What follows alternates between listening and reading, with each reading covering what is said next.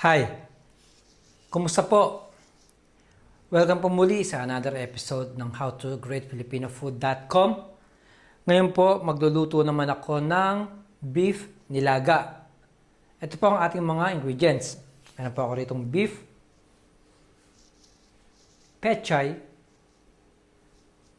cabbage o repolyo, sitaw, pwede rin po kayong gumamit ng bagu beans, patatas, onion, siling haba, luya, patis, pamintang buo, gagamit din po tayo ng asin. Ang first step po natin, papalambutan po natin yung ating baka. So, nagpapakulo na po ako ng tubig. Lalagay ko na po yung ating beef.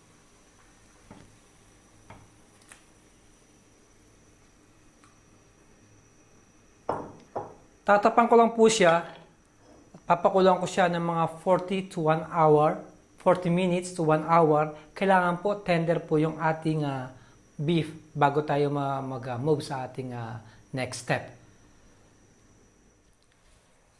Okay po, tinanggal ko na po yung takip. Malambot na rin po yung ating beef. Gagawin ko, papatayin ko po yung aking kalan. Tapos po, itatransfer ko lang siya sa isang lalagyan.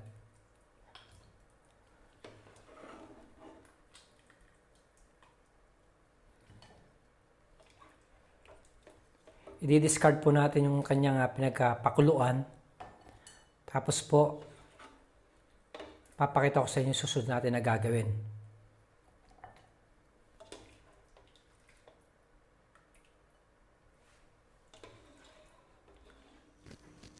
Bali, tinapon ko na po yung pinagpakuluan natin ng beef.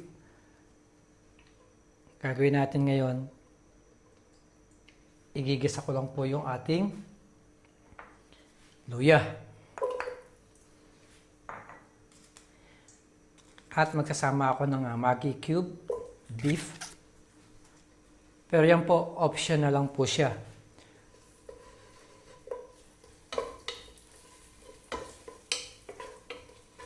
Isasama na rin po natin yung ating baka.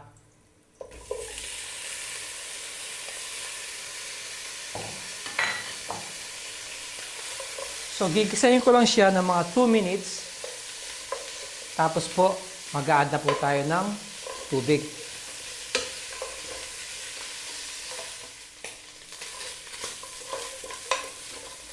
Okay po, ngayon naman, tubig.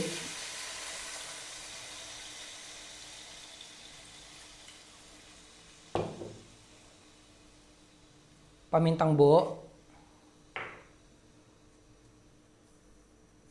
Asin.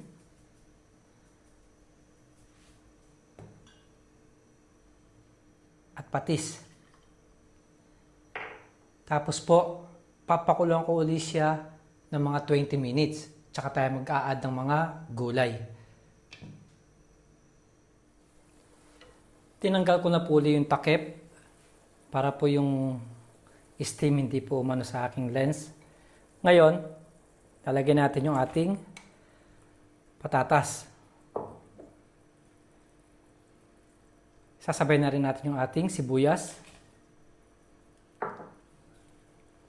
So, hintayin lang natin siyang lumambot, yung ating patatas. Tapos po, maglalagay na rin po tayo ng sitaw. So, ayan po. Luto na po yung ating patatas. Lalagay na natin yung siling haba at ang sitaw. Lulutin natin sitaw ng mga 3 minutes. Once na lumambot na po siya, ilalagay na po natin panghuli yung ating repolyo at ang pechay. Ayan po, okay na po yung ating sitaw. Ilalagay na po natin yung ating repolyo.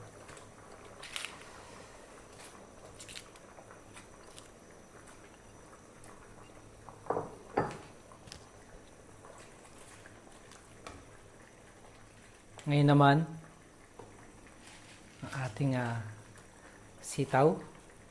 Sitaw ang ating pechay. Kailangan po hugasan niyo mabuti ang inyong mga gulay. Lulutuin ko lang siya ng mga 3 to 4 minutes dahil hindi ko na po i-overcook yung ating gulay. Mas mainam po kung half cook lang siya. Tapos po, pwede na po siyang i-transfer sa isang serving bowl.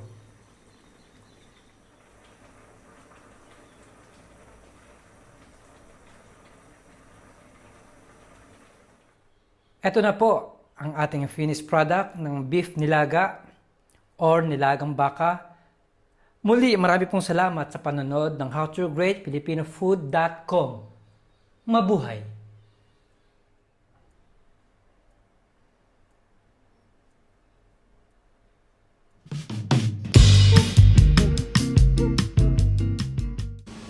Hi, kumusta po? Ako po yung voice behind sa howtogreatfilipino.com. Ngayon po, nag-switch po ako sa Junior's Tagalog Cooking Channel.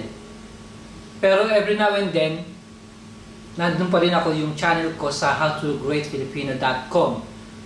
Ngayon, sa bawat video po, ilalagay ko po yung link sa umpisa at sa huli ng aking video.